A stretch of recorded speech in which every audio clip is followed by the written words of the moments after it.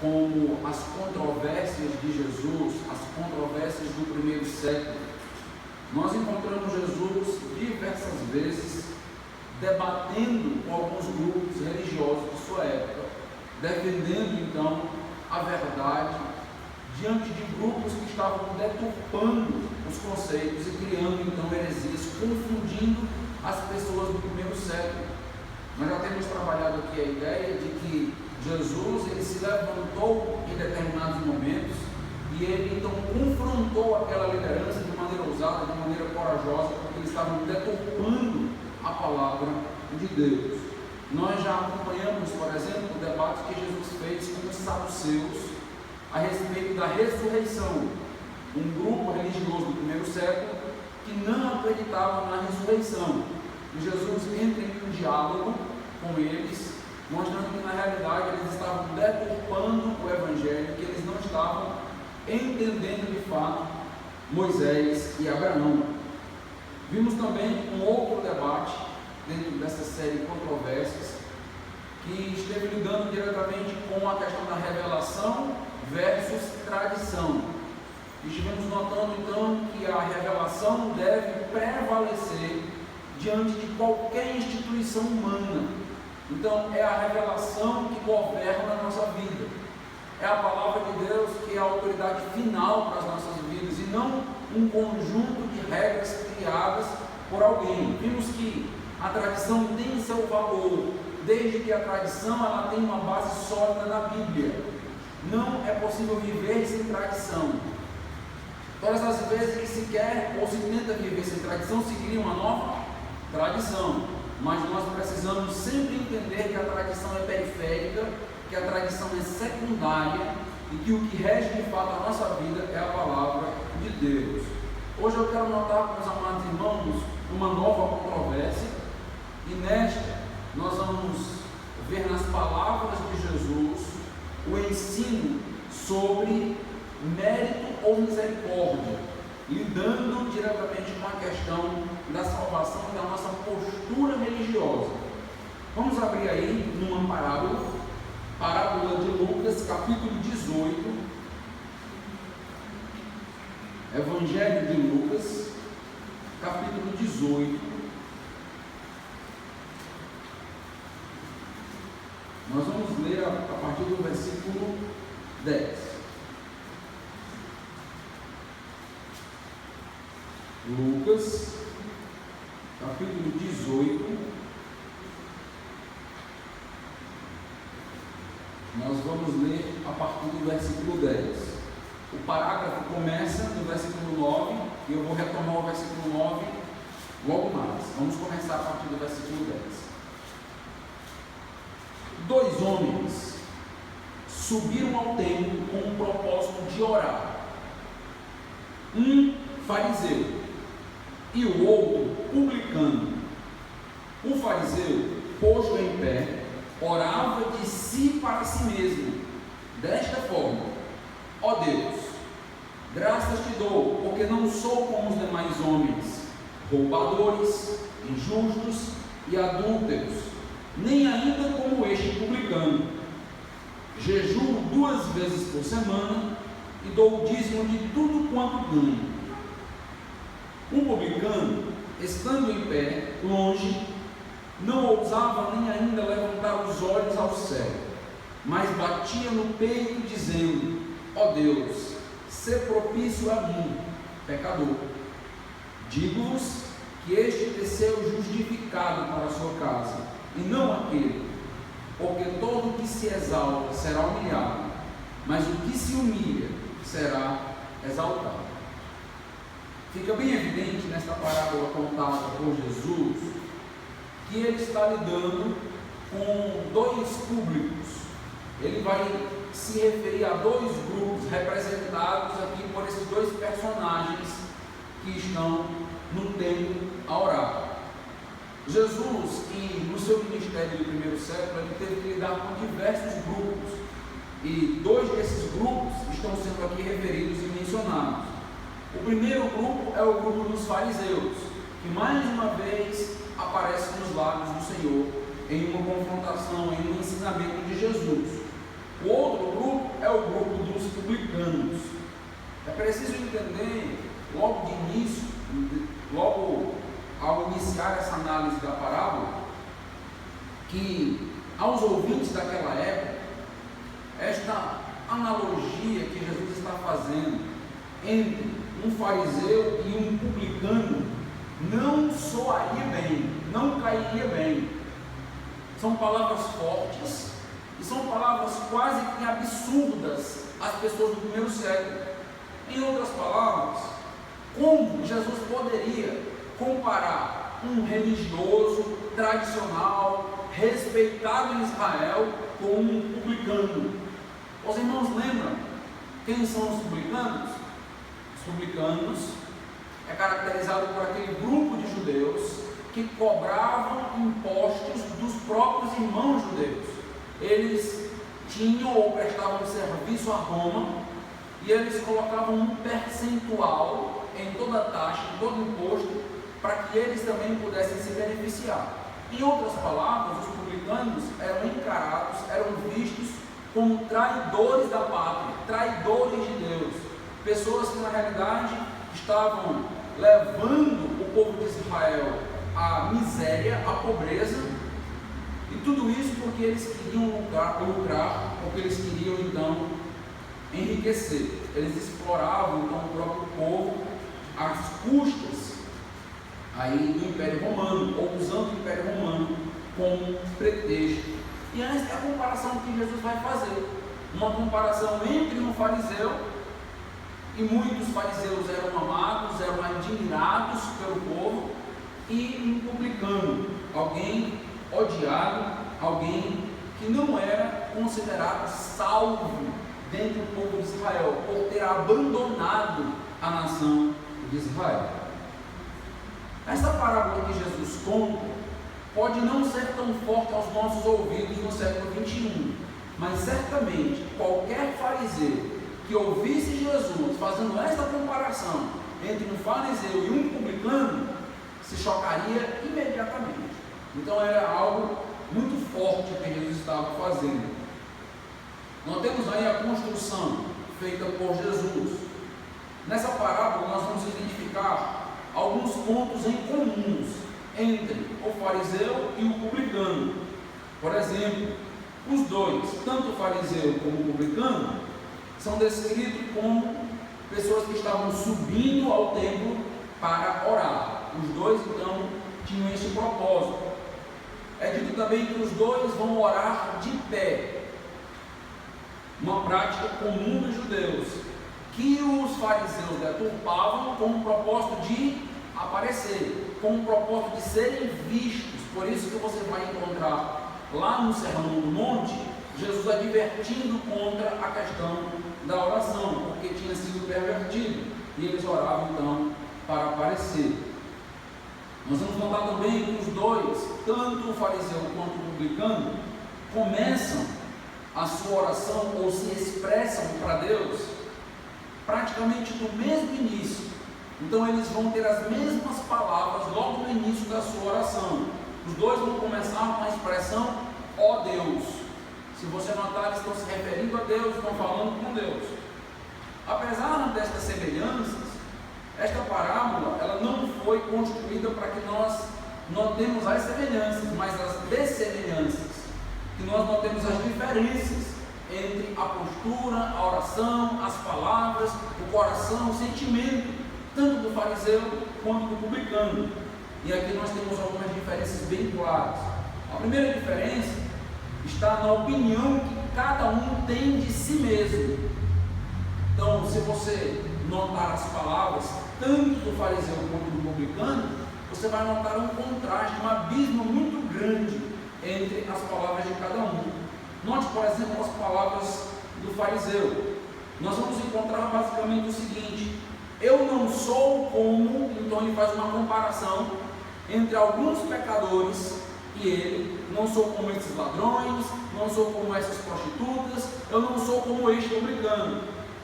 Ele também vai dizer, eu jejuo, eu dou. Então, o foco daquele fariseu estava nele mesmo.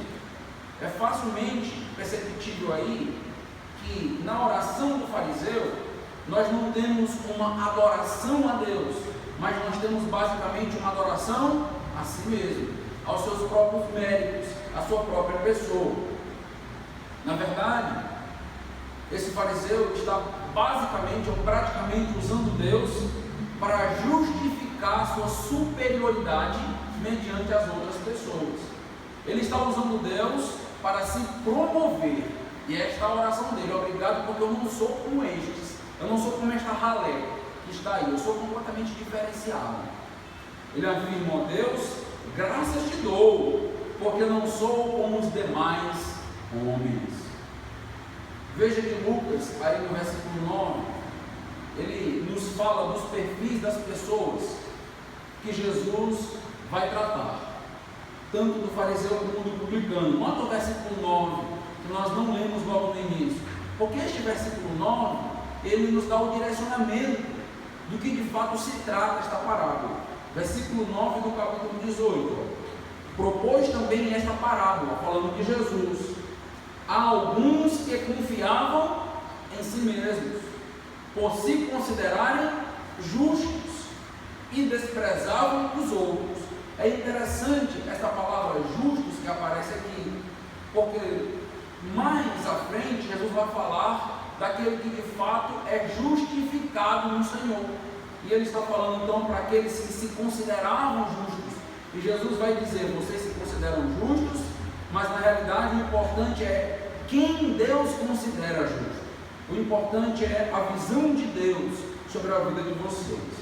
O que nós notamos, meus amados irmãos, é que aquele fariseu era um religioso, e ele tinha a impressão de que de fato era diferenciado, de que ele era único, de que ele estava acima da média, de que ele estava acima dos demais. E este é um grande perigo da religiosidade falsa.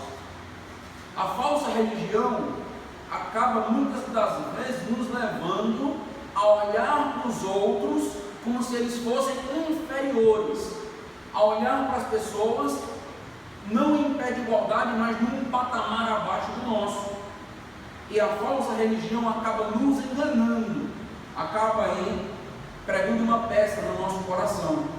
A falsa religião nos cega para a nossa própria necessidade de Deus, para a nossa carência, nos cega para a nossa pecaminosidade, para a realidade da nossa natureza pecaminosa.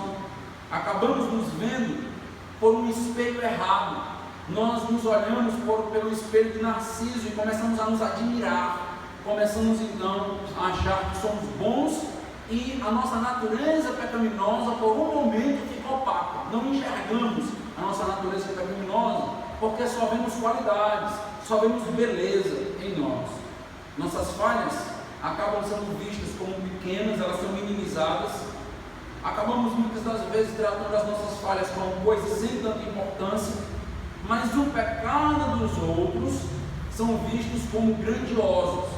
O pecado dos outros são vistos como absurdos, ladrões, adúlteros.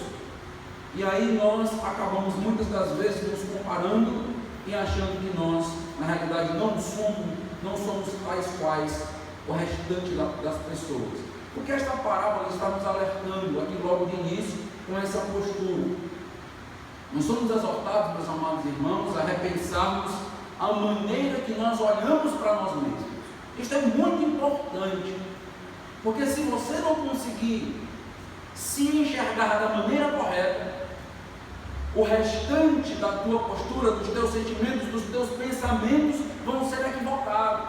Precisamos pedir a Deus que nós possamos entender quem de fato nós somos, porque senão nós vamos ter grandes prejuízos espirituais. O que esta parábola nos adverte, nos ensina, é que é muito sutil, é enganoso o que o nosso coração muitas das vezes sopra para nós a respeito de nós mesmos. Precisamos todas as vezes que o nosso coração nos elogiar, que a nossa mente construir uma imagem belíssima de nós, perguntarmos se de fato é isto e pedir para que, se não for, Deus possa quebrar a nossa vidraça, possamos enxergar quem de está por trás dessa imagem tão bonita que nós acabamos vendendo e até mesmo nos enganando. O mais interessante dentro dessa história é que esta soberba do fariseu é visto dentro de uma disciplina espiritual. O que o fariseu estava fazendo? Orando. O fariseu está orando, e são as palavras da sua oração ou a própria oração que revela quem de fato ele é, revela de fato o seu coração. Ou seja, muitas das vezes nós podemos estar envolvidos em disciplinas espirituais, nós podemos estar orando algo que todos vão julgar como espiritual, algo que todos vão julgar como algo belo, bonito, mas na realidade nós podemos estar com o coração completamente enganado, equivocado. O conteúdo da nossa oração pode ser um conteúdo errado por conta de uma visão errada de nós mesmos. Quanto ao publicano, o que nós podemos perceber? Qual é a sua postura? O texto nos narra as palavras do fariseu, mas também as palavras do publicano. E o que o publicano diz para a vergonha daquele fariseu? O publicano diz para Deus: ó Deus, ser propício a mim, pecador. Você deveria decorar essa frase. Você deveria decorar, marcar na sua agenda, escrever cada palavra, cada parte da Bíblia. Toda vez que você vai ler na Bíblia, você, ó Deus, seja propício a mim, pecador. Ó Deus, seja propício a mim. Coloca um espelho na tua casa. Coloca quando você for escovar os dentes todo dia de manhã. Ó Deus, seja propício a mim, pecador, para que você não esqueça, para que eu não possa esquecer quem eu sou, quem você é diante do Senhor. Primeiramente, note a diferença entre as palavras do fariseu e as palavras desse publicano. O publicano não se compara a ninguém, notou? O fariseu começa a se comparar. E ele se compara ao ladrão, se compara a uma prostituta, se compara ao publicano. E com a postura, então, ainda publicano, ele não olha para o pecado das outras pessoas, ele não se compara com as outras pessoas, porque muitas das vezes nós caímos neste engano. Nós olhamos para as pessoas e dizemos: eu não sou tão pecador como fulano de tal, né? Eu sou até pecador, mas como fulano, como cicrano, eu não sou assim, eu não chego nesse nível aí de total depravação que este Beltrano aí chegou. O próprio apóstolo Paulo olhou para ele e disse que ele era o pior dos. Esta é a visão correta. A visão correta é quando nós percebemos o estado de pecaminosidade que nós estamos, que nós carregamos no coração. Ele não se compara às outras pessoas, para que ele possa se sentir melhor. Muitas das vezes nós usamos esse artifício para que nós possamos ter uma sensação agradável. Nós temos a sensação, ou temos o costume, de tentar apagar o brilho do outro para que o nosso brilho possa aparecer. Então nós, muitas das vezes, lutamos com o nosso coração por não querer que o outro prevaleça por causa do nosso coração. Você precisa atentar para este problema. Será que você se alegra quando você vê de fato alguém se saindo bem, alguém feliz, alguém alegre? Então, este publicano, ele não está se comparando aos outros. Ele entende que o problema dele é entre ele e Deus. Meus amados irmãos, a maioria dos nossos problemas, para não dizer todos, é um relacionamento entre nós e Deus. Certamente que às vezes envolve outras pessoas, mas começa a ser tratado entre eu e Deus. Então, a postura deste publicano é uma postura de arrependimento diante de Deus. Ele reconhece quem ele é diante de Deus. Nota que ele não dá desculpas, nota que ele não levanta justificativas. Não, Senhor, eu sou pecador, mas foi por conta da circunstância, foi por conta da situação. Não. Ele simplesmente diz: ó Deus, ser propício a mim, pecador. Palavras simples, palavras objetivas, sem tentar se desculpar diante de Deus, indo direto ao ponto: Senhor, eu preciso de arrependimento, eu preciso do Senhor, eu preciso do teu perdão, da tua graça, da tua misericórdia. Note que a oração do publicano é uma súplica a Deus. enquanto a oração do fariseu é uma espécie de autobiografia. Anota aí na tua lista as minhas qualidades. Ó Deus, veja aí como eu sou bom. Eu vou dar algumas qualidades para o Senhor, e o Senhor vai ver o quanto eu sou um servo exemplar, bondoso, como o Senhor não pode me comparar aos outros. Meus irmãos, a maneira como nós nos vemos interfere diretamente no nosso relacionamento com o próximo e no nosso relacionamento com Deus. Preste bem atenção no que eu estou dizendo. A maneira como você se vê, a maneira como eu me vejo, interfere diretamente na maneira que nós nos relacionamos com o próximo e até mesmo com Deus. Quando nós nos enxergamos como um pecador carente de misericórdia, carente da graça de Deus, nós passamos, meus amados irmãos, a ter mais paciência com o próximo, ter mais paciência com aqueles que estão ao nosso redor e perto. Não nos colocamos em pedestais para analisar de cima para baixo. Não estou dizendo com isso que a Bíblia não nos permite julgar. A Bíblia nos permite julgar segundo a palavra, mas não julgar de cima do meu ego, de cima de um patamar de soberba. A Bíblia não permite. Quando nós nos vemos como pessoas que também falham, que também caem, que também erram, nós entendemos que todos nós estamos num percurso, caminhando, andando, que a obra de Deus na nossa vida não se completou, nem na minha e nem na sua, e juntos nós vamos crescer dessa maneira. O nosso próprio relacionamento com Deus, quando nós entendemos que nós somos, possui um tom diferente nas palavras. Ao reconhecer os nossos pecados, nos vemos como pessoas que precisam desesperadamente, urgentemente da graça de Deus. Nós nos vemos como pessoas que precisam e carecem da misericórdia.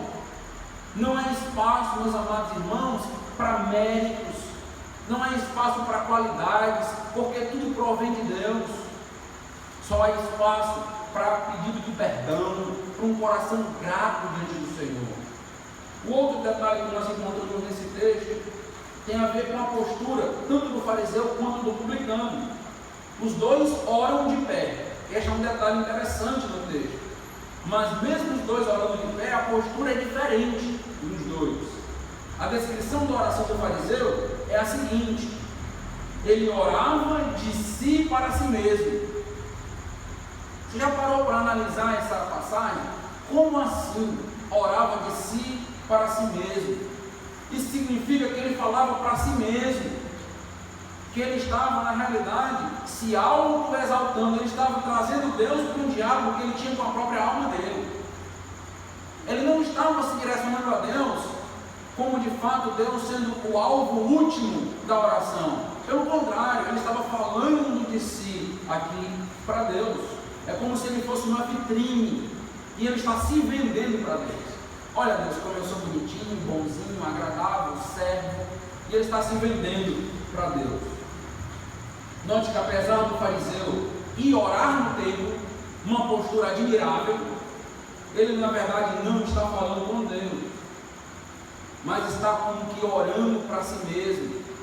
A oração parece que permanece no próprio coração dele, porque o ego não permite a oração passar para Deus e exaltar a Deus.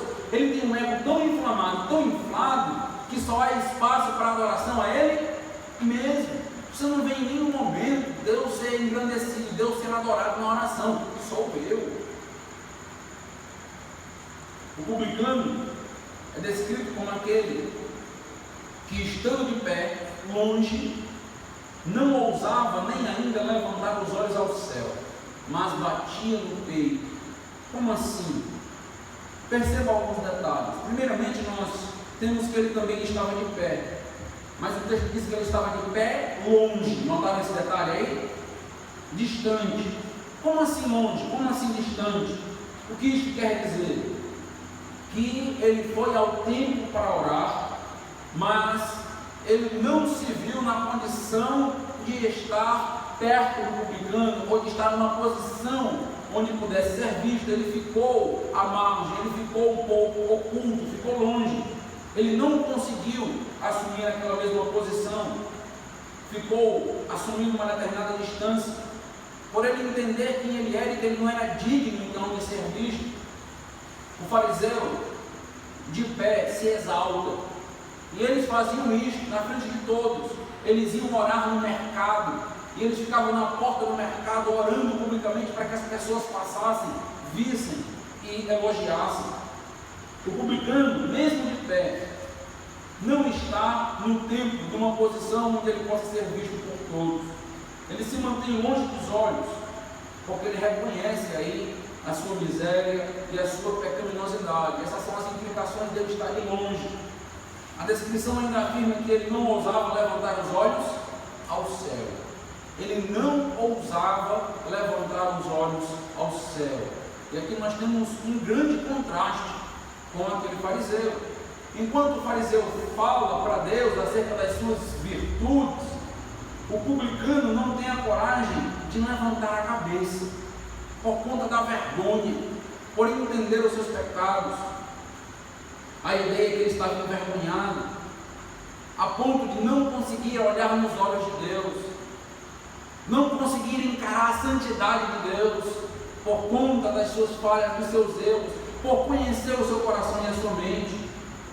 É dito ainda que ele bate no peito, mas aqui não é aquele bater no peito de vanglória.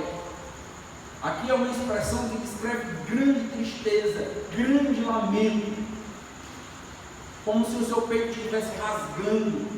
Seria essa a ideia. Ele está completamente humilhado diante da presença do Senhor. Que contraste Jesus está fazendo na oração. Diante desse quadro, nós temos o veredito de Deus. Ele monta um quadro, como várias vezes ele vai fazer nas parábolas. Ele traz à tona dois personagens, esses personagens simbolizam grupos, e depois ele vai trazer um veredito sobre aquelas posturas. Quem você acha que Jesus deveria elogiar? Na mente de qualquer cidadão do primeiro século, na mente de um judeu do primeiro século, qual seria a resposta? Quem Jesus deveria elogiar?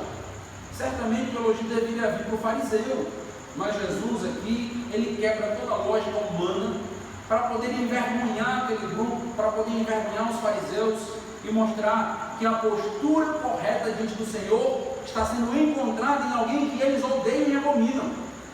Na realidade, Jesus está aqui quebrando todo o senso de ego, de orgulho que eles tinham por conta de serem filhos de Abraão. Jesus afirma: o publicano e não o fariseu foi para casa justificado diante de Deus. Notou aí? O publicano foi para casa justificado diante de Deus. Mas o que o versículo 9 nos diz? Que ele vai tratar sobre aqueles que se acham justos. Nota que o juízo de valor de Deus é diferente do nosso juízo de valor. Eu me acho justo, e Deus diz: você não vai ser justificado. É interessante você lidar aqui com essa terminologia. A ideia é que você não vai ser considerado inocente na presença do Senhor. A justificação, meus amados irmãos, não depende de mérito próprio. Ninguém consegue se justificar, ser absolvido diante aí do juízo de Deus. Estando em um tribunal com Deus, ninguém vai ser absolvido em mostrar seus méritos, em mostrar suas posturas. Na realidade, o que nós aprendemos é que aquele que vai ser justificado é aquele que se arrependeu. Arrependimento, meus amados irmãos, é uma marca do início ao fim na vida de um crente. Arrependimento, coração quebrantado, é uma marca nossa. Não há espaço em nenhum momento para arrogância. Não devemos fazer como o fariseu, nos auto-elogiar, nos auto-exaltar. Só é necessário arrependimento, só perdão, quebrantamento. Note que o arrependimento é uma postura contrária à postura da soberba. E este publicano, para surpresa de todas as pessoas, mesmo sendo um publicano, alguém que já fez muitas coisas erradas, alguém que não tem um passado tão agradável assim, foi justificado por conta do arrependimento. Isso nos mostra o quê? Isso nos mostra, meus amados irmãos, que Deus está preocupado com a nossa postura imediata.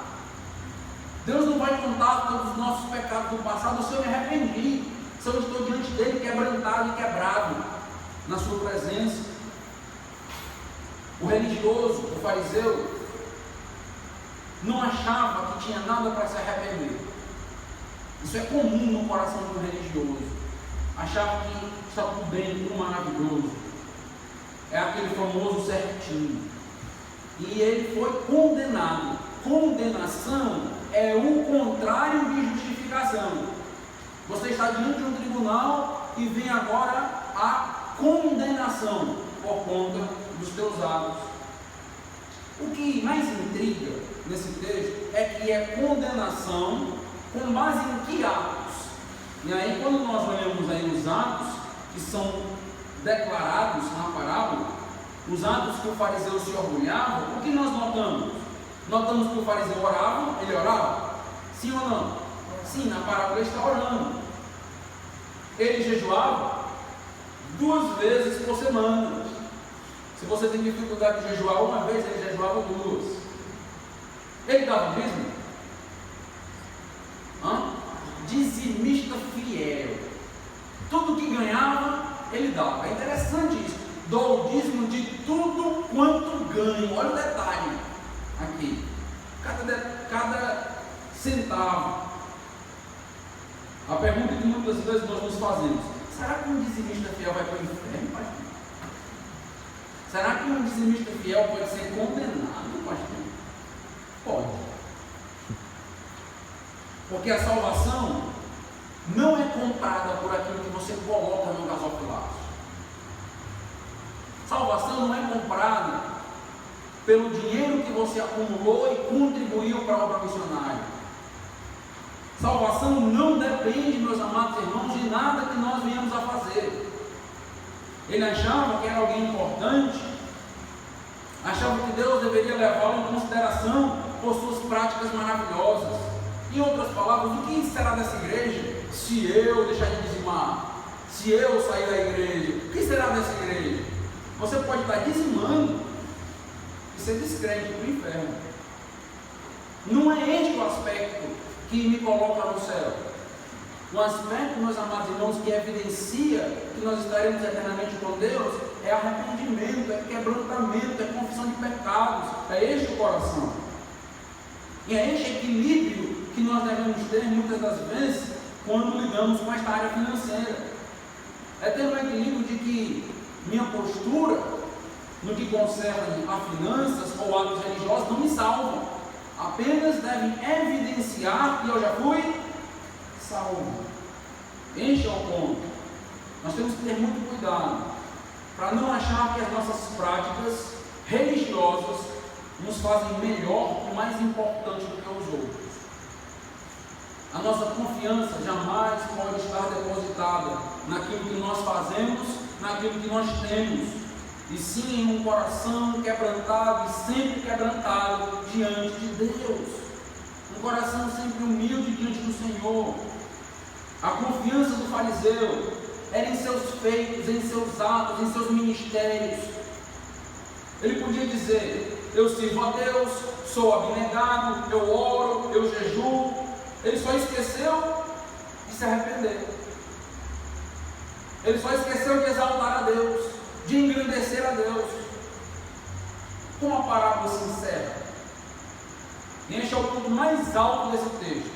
Essa parábola, ela acaba trilhando um caminho até um clímax. Qual é o clímax dessa parábola? Está aí nessa última frase dita por Jesus, a frase que finaliza o texto. Porque todo que se exalta será humilhado, mas o que se humilha será exaltado. Todo que se exalta será humilhado, mas o que se humilha será exaltado. Meus irmãos, não tem jeitinho com Deus. O coração arrogante, o coração exaltado recebe condenação do Senhor. Já o humilde, ele é exaltado. A marca do cristão, meus amados irmãos, é a humildade. É o que se humilha que será exaltado. Nem sempre seremos exaltados nessa vida. Este é um aspecto importante aqui. Nem sempre por termos atos de humildade nós conseguiremos resultados imediatos nessa vida. Quem nos exalta? O irmão do lado, certo? Quem nos exalta? O pastor da igreja. Não, meus amados irmãos. Se a sua busca por exaltação está numa palavra humana, essa busca está equivocada e é completamente limitada. A nossa busca por exaltação é em Deus. Quem vai me exaltar? É Deus. Pode ser, meus amados irmãos, que eu seja humilhado nesta vida. Pode ser que eu passe por situações difíceis e que eu evidencie um coração humilde. Mas é fato que um dia eu serei exaltado na presença do meu Senhor. É com Ele, é nele que eu busco exaltação. É nele que depositamos a nossa confiança e não nos nossos atos de justiça. A minha oração é que Deus nos ajude a lembrar sempre dessas palavras, dessas posturas. Todas as vezes que teu coração quiser te enganar, que você lembre: Deus ama um coração humilhado, um coração humilde, para que Ele possa ser exaltado, para que Ele possa exaltar. O publicano, para a vergonha do fariseu, foi exaltado. Jamais o fariseu acharia que o publicano sairia bem nessa história. Que nós possamos nutrir esta postura, uma postura humilde, uma postura de reconhecimento das nossas falhas e pecados. Sabe uma oração que eu tenho feito a Deus já durante alguns anos? Além de pedir que Deus me livre de mim mesmo, porque eu sou a grande dificuldade da minha própria vida. Às vezes nós achamos que a grande dificuldade é externa, mas não é. A grande dificuldade sou eu mesmo. Além de Deus me livrar dessa grande dificuldade, que Deus mostre os meus pecados ocultos. Lembra quem orou assim? Davi. Senhor, evidencia, mostre os meus pecados ocultos, para que eu possa entender, conhecer, me arrepender, me quebrantar. Meus amados irmãos, é quando nós estamos numa posição de humildade, de humilhação, de quebrantamento, que Deus nos exalta, que Deus estende a mão, nos levanta, e temos a oportunidade de glorificá-lo em nossa vida. Cuidado com a sua vida, cuidado empinado, que olha para os céus para falar de si para Deus. Cuidado com isso. Vai falar de si para Deus? Fale que é pecador, fale que é pequeno e engrandeça a Deus, e assim nós seguiremos o exemplo deste publicano. Vamos orar. Deus amado, Deus Todo-Poderoso, eu peço que esta mensagem seja realidade na minha vida. É muito fácil a Deus pregar e não viver a realidade. Mas todo pregador sério, ele toma para si primeiramente a palavra. Ele se quebranta, ele se humilha, ele reconhece seus pecados diante do Senhor. Antes de falar com a congregação, o Senhor fala conosco. Nos ajuda, ó Deus, como igreja, juntos, termos a visão correta, termos a postura correta, termos os sentimentos corretos. Não nos permite, ó Deus, ter palavra de exaltação, porque só um é digno de ser exaltado, e certamente não somos nós, é o Senhor. Ó Deus, que esta postura do publicano sirva de exemplo para nós e fique marcada em nossas vidas. Que esta pregação, que esta noite frutifique, ó Deus, em nossas vidas. Que os resultados desta humildade e humilhação na tua presença seja exaltação contigo na tua presença. É o que te pedimos em nome de Jesus. Amém.